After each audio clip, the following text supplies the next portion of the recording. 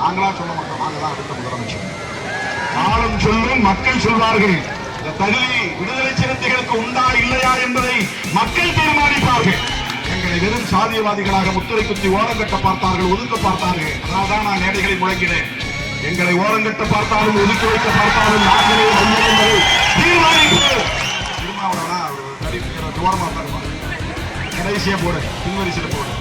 நீ பின்வரிசையில் உட்கார்ந்தாலும் focus point, focal point ஓரமாக உட்கார வைத்தாலும் கேமராவின் போக்கல் பாயிண்ட் மையம் என்பது விடுதலை சிறுத்தைகள்.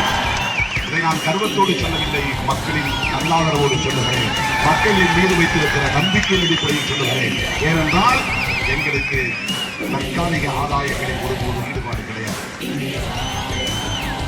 இந்த நாட்டு மக்களின் நலன்கள் முக்கியம். சனாதன சக்திகள் தமிழ் மண்ணில் வேறொன்று ஒருபோதும் அனுமதிக்க மாட்டோம்.